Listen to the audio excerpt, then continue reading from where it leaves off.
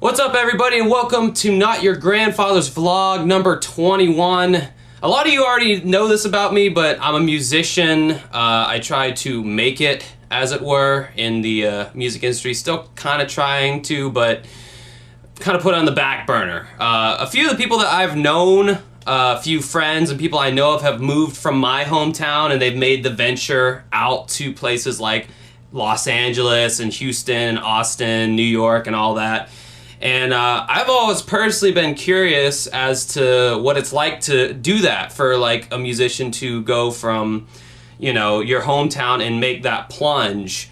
So I have here with me somebody who kind of sort of know. I've known for a while. We met one time. Yeah, we met one time backstage at some show, UNF, it's a college here. And he actually moved out to Los Angeles, and now he has come back. So I have some questions for him. And thank you, George Stevens, for being on this vlog for this my YouTube channel. Thanks for having me. Yes. I got some questions here because I'm a professional. So the last thing that I knew that you did was the band called N.Y.G. Yes. That was a long time ago, many moons ago. Yeah. It's probably like 7, 8 years ago, something like that. At least 5. Old as hell. Oh, I am old as hell. George has remained in a time capsule of youth. I have continued to age by the alcohol. So like what's been your kind of musical stuff since then? Because didn't you go out do like solo thing, and then you ended up in like a duo, you and some other guy collaborating together? Yeah. So like when the band ended, you know, we had done. Even that band kind of went from being like it was a southern rock band at first. We had 3 guitars. It was real Lynyrd Skynyrd and like weird. Mm-hmm. Turned into like the Jonas Brothers basically by the end of it. And then when that was done, we were kind of like just continuing to like push into pop and go like what, you know, started playing with dance music and started going. So when we did the solo project, Hunter Stewart, who was my guitar player in N.Y.G, kind of came along. And like it was kind of weird because we were going as George Stevens, but he was like doing 50% of the work. So started calling ourselves Dr. Doctor, and right around then is when I moved to LA. So that gets you kind of current. Okay. And you always kind of had a flair for like the more of the poppy mainstream kind of style, and you were always pushing for that pie in N.Y.G, right? Yeah, I mean it just. I think a lot of people sometimes think when you like pop music or something that you're purposefully like doing it to try to make money or trying to. It's just what I like. Yeah, it's what I like to listen to. Yeah. It's what I like, and so like, you know, we went, like I said, Jonas Brothers is an exaggeration that I like to do to kind of show that we went from, we were a 3 guitar band of like redneck West Side kids, and we really, you know, we kind of looked at Maroon 5 as our blueprint of band that plays instruments that also is a pop band, and so that's what we kind of did. You know, people in my younger years, I got compared to Nick Jonas, if that does anything for anybody. Probably doesn't.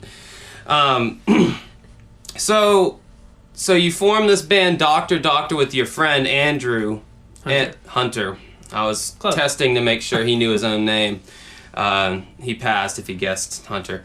I'm probably gonna edit that out. So like did you guys even have like an EP or anything before you decided to move out to LA? We had done like a covers EP, done a bunch of like random 80s songs. With Stan Martell? This was not with Stan Martell. I'm gonna edit that too. But yeah, like 80 songs, Dead or Alive, like we did You Spin Me Round and like a couple, another Dead or Alive song. And from there we had already kind of been working on, with Stan Martell, like a originals EP that we had in the can, so we were kind of waiting to release it. We were going to go to LA and kind of do a big release in LA, and didn't quite go that way. But. So, why did you decide to move to LA?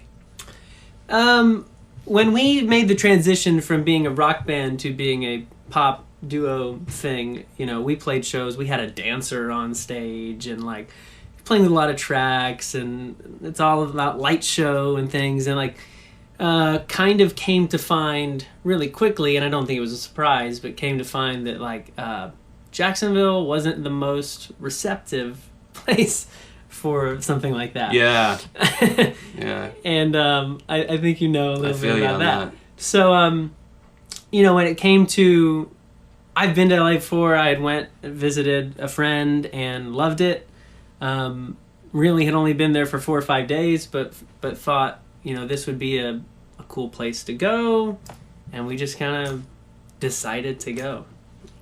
Was it kind of like the whole impetus that, like, because a lot of musicians out there and a lot of bands, LA is like the place. It's like, oh, well, if you're really hardcore about what you're doing, you pack up the car and you drive to LA and you pursue the dream. Was it kind of one of those thought processes? Oh yeah. And it is the place. I mean, truth be told, it is. It absolutely. If you're going 100% at it and you're willing to put in the work, like that's really, you're better off there than you are in Jacksonville, Florida.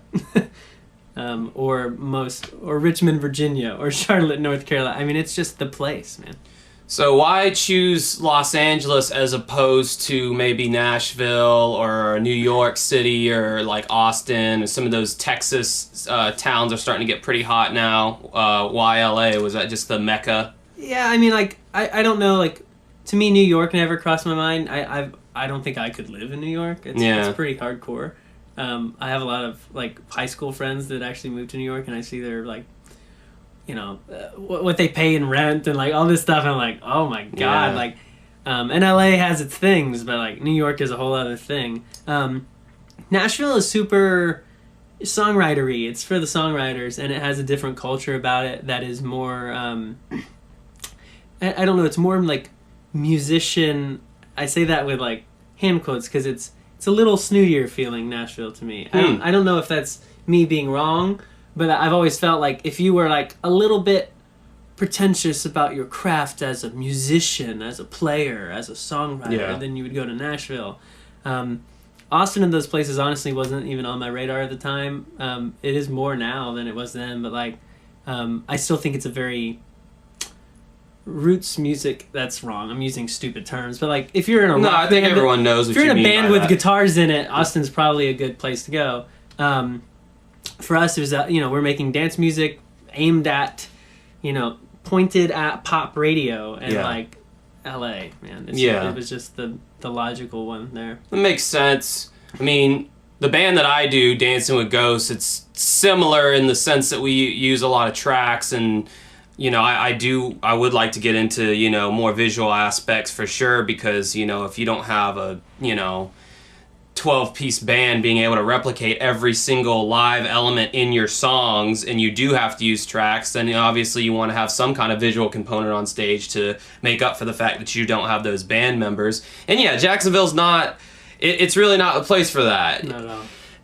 Jacksonville is a good place if you are like hard rock, more that southern draw kind of attitude, whatever. I'm trying to be as polite as I can. Butt rock is a term that's thrown around a lot. Jacksonville's good for that kind of music, and I'm not saying there's anything wrong with it. I like some of that music, very, very little, but yeah, I mean, it's like when you book a show here. And your band, my band, last show we played, I had a hula hoop dancer, and I'm playing like this like goth Depeche Mode kind of, music, and it's just me up there with a guitar, and then, the next band after that's a bunch of bearded, tattooed guys, and they're all, kicking ass with their, drop C, drop Z guitar tunings. It's just kind of, you just kind of stick out like a sore thumb, and it's just not really... So, yeah, I mean, I get that, that makes a lot of sense. So what was your day-to-day experience like living out in Los Angeles? So that's hard, because it was very... I've told a few other people, like, I lived in LA for 2 years, and I don't really feel like I lived there. I kind of felt like I was on some sort of extended vacation there the whole time. You never feel settled in, and there's actually a quote, I'm going to botch the quote, but it's by some author from a long time ago, and he was like, everyone in LA leaves a suitcase packed in the closet. Like, it's hard to feel like you live there, if that makes sense. Day to day, we just had normal, Hunter went and got a normal job. We had a recording studio. I was kind of manning the studio. We had a few clients record EPs with us. You worked at a recording studio? We had a little home studio in our apartment. Oh, okay. Yeah, so people would come over and they'd pay a few $100 for a song, and that's kind of what I did the whole time. We were trying to expand that, and it's hard because, like anything else in a city that big, like your competition. Oh, you're a home studio? Great. There's like 50 of those in this half-mile radius. Right. I was gonna say. So like, you're always like just like fighting for it there. Yeah. Luckily I was able to like, day to day, like because I was kind of working on my own for myself, gave me like the free time to go see and do the cool things in California, go to Malibu and see the mountains, or go to the desert, and that's sweet. So I was able to do that a lot, and I'm glad I was able to do that since I was not there for very long. But yeah, it was very like I spent most of the days in the house with headphones on. Damn, that's crazy that you were able to make at least somewhat of a living from doing like a studio thing there, because like what you said, like LA, I mean, you're talking home recording studios, Jesus, a million of them. Yeah, a dime a dozen, and if you're charging a few $100 for one song, people are going, well, what's the difference between me dropping that few hundred with you and such, so I'm guessing the main clientele would be like garage band kids who kind of were like, hey kid, I'll record your song for you, and Yeah, we ended up finding just pop artists who like had no, zero like production skill. They didn't have any. Yeah, but they had their own stuff. Maybe. But they wrote their own songs, and so like we just got lucky with a few of those, and the couple of really good clients we had just kind of kept coming back and recording more and more. Cool. So it wasn't like the money wasn't rolling in, but it was enough for where Hunter was working and I was doing that, and we were paying rent, and like we were just above water. Yeah. Wow, that's funny. So another thing too that I just thought about is like everybody who lives in Los Angeles is a transient. No one's from LA. They all come to LA. Right. So a lot of these people have the same dream that you have. They're trying to make it, and if you've been there even a few months longer than they have, then you have an advantage over them. And just as far as like, oh yeah, I can show you the ins and outs. Come and record with me and all. I could imagine that would be an advantage. So yeah, we were talking about New York. You said your friends lived there or whatever, and it was expensive. The big, I guess rumor, whatever, probably not a rumor, probably factually accurate. How expensive is it to live in LA and to survive? And what was your apartment or house situation like, and how much were you paying? So like the nitty gritty of it is, if you want to live somewhere that's like nice at all, like by Jacksonville standards, like 2-bedroom. Yeah, like. Oh, let's not talk about 2 bedrooms. a little too fancy with the 2 bedrooms. No one lives in 2 bedrooms. No, but it's. I mean, I don't want to throw out numbers and make it up. We looked all the time because where we lived in South LA, in like in South Central LA. We lived in a bad part of town, and it was, we had like a gang shooting on the corner of our block. Damn, man. it was real. So, and it wasn't cheap. By Jacksonville standards, we could have been in like a 1-bedroom near the town center. Yeah. And we were in a 500 square foot studio in the hood.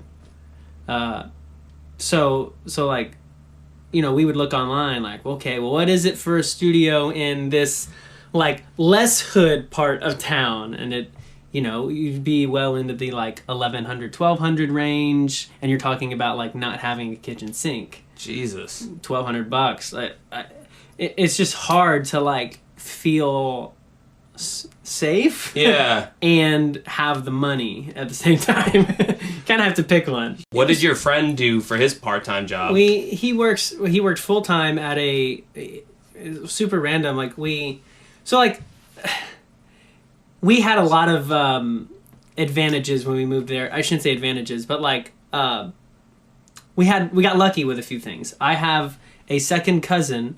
She's 70 years old. She's lived in LA her whole life. She lives in Beverly Hills. and she let us stay with her for 2 weeks or so at the Nice. beginning. So, we spent our first week or so there, like, in Beverly Hills going, this is great, this is going to be awesome. Yeah, sweet. And we would, like, walk into Beverly Hills, and like, pass all the shops, and we were just, like, we're still kind of being tourists the first beginning. And he just happened to walk past the store. It was, like, not open yet. They were, like, now hiring. The company's called COS. It's owned by H&M. It's, like, $100 T-shirts and stuff. And they called him, and he went in for an interview, and they were like, do you know anything about the fashion industry? We're really looking for that. And he was like, no, I just need a job. And they were like, cool. And they hired him. We're really looking for that. Oh, you don't? That's fine. He got really lucky with that job. And, like, he flies out now because, like, that was the first store they opened in the United States. So he was, like, employee number 6, Oh, wow. So, like, when they open new stores, they send people out, and he's been lucky. He's gone, like, I think he's traveled, like, 3 or 4 times the past year, and, like... Oh, shit. It just got super lucky with a stupid retail job that, like, worked out. But yeah, so, like, that... He kind of had a steady thing. I don't know. We got lucky with a few things. Even the apartment, like... I don't think if we hadn't found that one apartment that we found in the hood for $800 a month, I don't know that we would have been able to find that deal ever again. Yeah. Like, the more I looked into apartments, like, the number 800 doesn't come up a lot in LA. Right. I was like, that was the second place we went to on the first day we were looking. And I think I was lucky. I think we got lucky with a lot of things that kind of just went smooth. What was your plan to take advantage of the whole living in LA thing aspect of, like, being a musician? So, because you had to have had a plan of some kind when you went out there. Like, all right, we're going to LA. You would have thought. No, honestly, that kind of... I mean, I'm here again, right? So, like, what happened is we didn't have too much of a plan.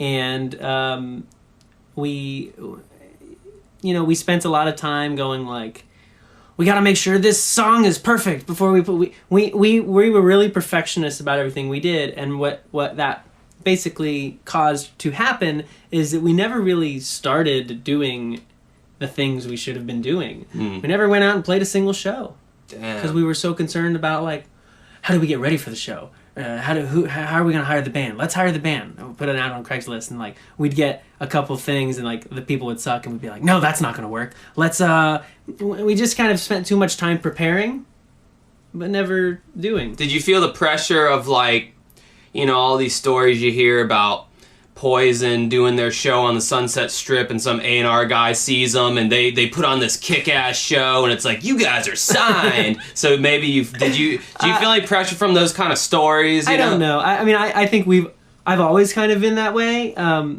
Luckily, like, in Jacksonville, I always had enough people to kind of push it through. Like more resources, right? Like. I don't know. It was just very being out there on your own, and it's not like I don't know. Like, someone watching this is probably from Jacksonville and lives in LA, and, like, it's working out for them, and, like, cool. They probably did a lot of things right that I didn't do right, but, like, for us, it was like we got there and we're like, how do you even book a show in this town? How do you play these venues? The ones you've heard of, you're not just gonna go book a show there. So, like, right. And the thing is, in LA too, it's also like. Jacksonville, how many venues are there even in Jacksonville? Like, how many places can you even play in Jacksonville? Whereas, comparatively in LA, like, every locally owned coffee shop in town has a singer playing in it. And every, like, you know what I mean? Like, everywhere you go, if you're in the mall, or you're, like, walking through the Santa Monica, 3rd Street Promenade, or you're like, there's people playing with tip jar everywhere. All over the place, there's people doing this. Music in your face. No, really, I mean, that's what it is, and it's like for us, it was like we were just so in the mentality of, like, okay, wait, let's call Tim Hall, let's book a show at Jackrabbits, and then let's just go play the show. Yeah, and it's like when we got there, we froze, like, we don't know how to do this here, and I think we could have, and I think it's stupid that we didn't. But we froze so hard in, like, should we? Are we ready? Do we do this now? Do we wait a year? Do we polish it up for 6 months and then go do... And so we didn't really do much on that. Sounded like you guys were suffering. Well, you said perfectionist. That's definitely something I feel like that was holding y'all back. But it sounds like you guys were wanting to come out of the gate being 100% perfect when, you know, most bands you got to play 100 shows sounding like shit, you know, before it starts to kind of become a thing. It sounded like you guys didn't really want to go through that early process of sucking. You just kind of want to come out being good, which I totally understand. When I'm dancing with Ghost, the thing I'm doing now, that's how I felt too. It's like, I've been doing this for 10 years. I'm past the sucking part. And it's like, no, every new thing you start, you still got to suck at it, you know? We were a little lucky, like, when we started, so when we quit, when 10 West ended and we did the George Stevens thing, like, it honestly, I think we only played 4 shows as George Stevens, and it came out of the gate running pretty well. We spent about a year silent working on it, you know, doing nothing at all, not promoting anything and not putting out any music and not... We recorded a 7-song album, and we rehearsed a lot, and rehearsed a lot, and rehearsed a lot, and, like, by the time we played that first show, it was, like, it was killer. Yeah. And I guess I looked at that experience as... You know, let's do it the way we did that George Stevens release show, and like we probably just should have booked a show at some coffee shop and played, you know. Well, because I mean you have a great voice. Thank you. So I mean, you and your buddy Andrew Hunter. God damn, is that real? You watching this? Change the name to Andrew. You just seem like an Andrew. Yeah, man. I mean, like. If I was in y'all's situation, it's like, yeah, you know, get an acoustic guitar, go out and sing some fucking 80s covers or, you know, whatever, you know, you're into, you know, like, I mean, I don't know, that's weird that, and I mean, no offense or anything, but that's weird that you guys would, like, put all that effort into, like, moving out to LA and then not even try to, like, dip your toe into the pool. I'm trying to, like, think of a good analogy. I'm, like, the worst with analogies. I'll come up with dumb I'm actually really good at analogies. Oh, like, I'm good at them, but I use them too often to where they're too watered down and diluted. But, like, I can't compare it to anything. It's like the team that makes it to the Super Bowl, you know? Like, they had what it took to, like, they played all year and won fucking however many games you have to win. They won a lot of games, and they get to the Super Bowl. Sports, guys.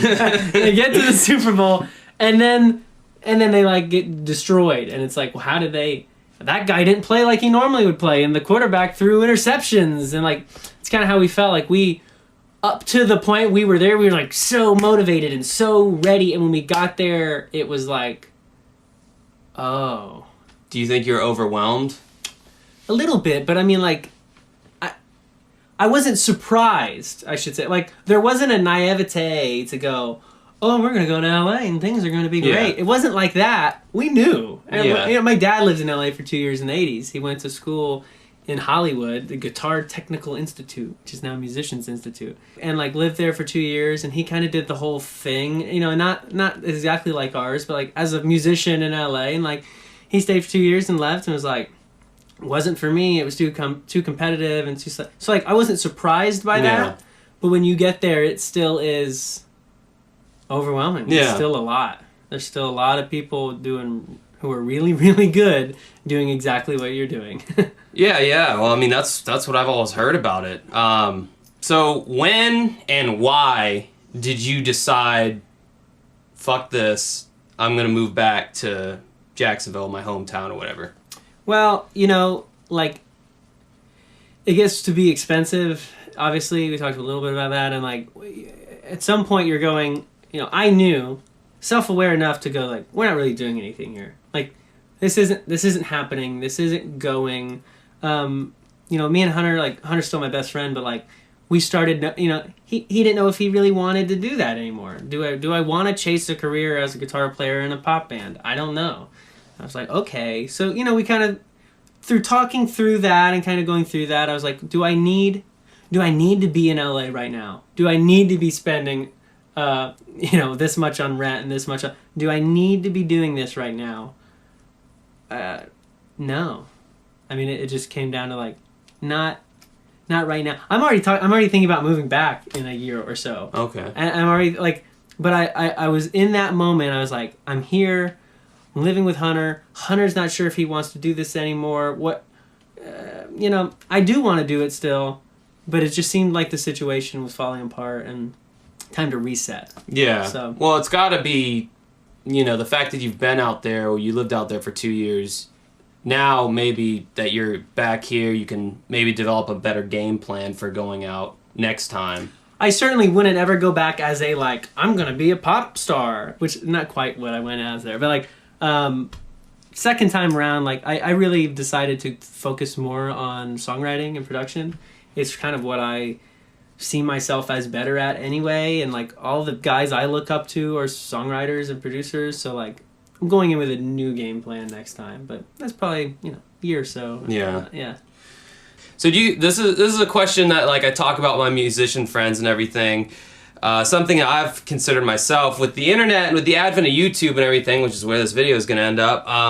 Do you think moving to LA, uprooting the band and toughing it out, slumming it out and everything, do you think that's as important in this day and age? Do you think LA plays as integral of a role now as it always did? I don't know what the answer. I mean, yes.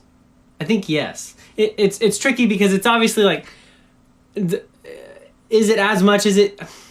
Man, that's hard. Yeah, it's kind of is it as much as it used to be? I don't know. I wasn't there. Yeah. My guess is it's probably not, if on a percentage scale, if you could come up with the algorithm to calculate that. But is it still the most important place in the world for the music industry? Yes, by far, without a doubt. You feel it in the air when you're there.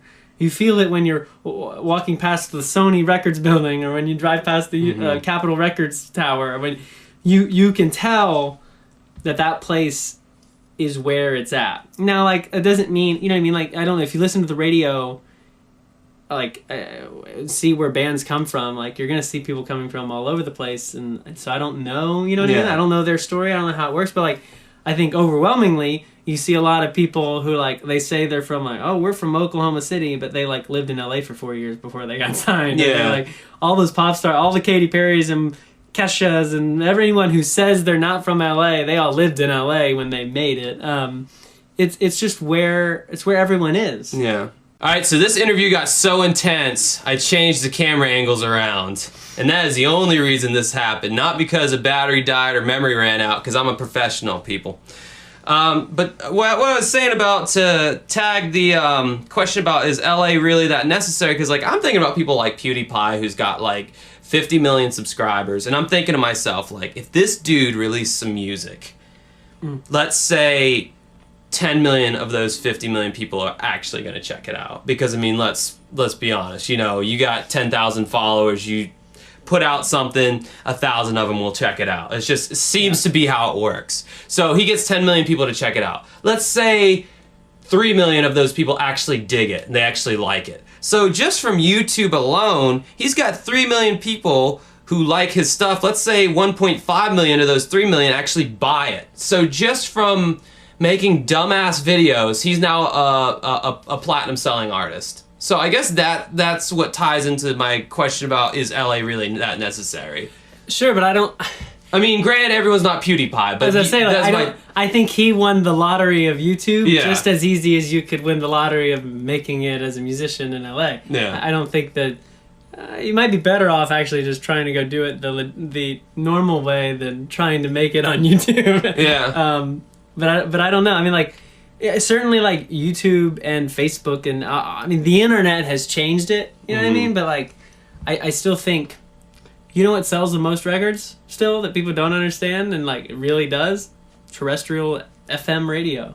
So there's still a value in having, getting signed and having that's still the way to make it. If you're trying to be if you're trying to be rich, which, I don't think I was ever trying to be rich, but if you're trying to do this for a living, the traditional way is still it's still the way right now. We haven't gone into that next futuristic phase where we don't need the labels. We put our up on the internet and everything. We're not really there if you look at the way it's going. Now, record labels have certainly changed, though, as far as what they're willing to give you. As far as, you know, I'm thinking about like some of the bands I like back in the 1970s, for instance. A band like, say, Rush. They would be given a 3 or 4 album record deal. To the first like 2 albums would be just for them to develop their sound, and then if by the 3rd record they weren't bringing in sales, they drop them. Obviously, those record deals don't exist anymore. No. My question is, or my curiosity is, what kind of record deals do exist? Because I hear deals about like 1 song record deals now, where if we put out 1 song and it doesn't hit, then you're dropped. Like, that song has to be successful, then we'll give you another song, then maybe you'll get to make an album. So what deals are even out there now? I mean, I don't know. I'm certainly, I wish I knew. But Yeah. I know, like, one guy in town, and I'm not going to say his name because I don't, some things might sound like I'm talking negatively about him. I'm not even really. I like the guy. He's really good. But he got signed a few years ago to, like, some Universal subsidiary. And, like, they threw a ton of money at them and said, hey, go record this EP with this fancy producer. Mm-hmm. And great. And the EP was like 5 songs. It was good. It sounded good. And then they had to tour in a van for like a year to try to get anyone to pick it up or to listen to it. And no one really did. And they got dropped in the end. Yeah.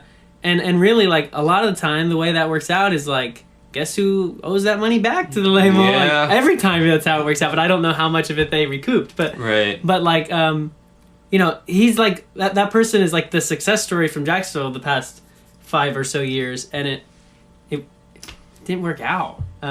He's back at square one. He was back at square one a few years ago.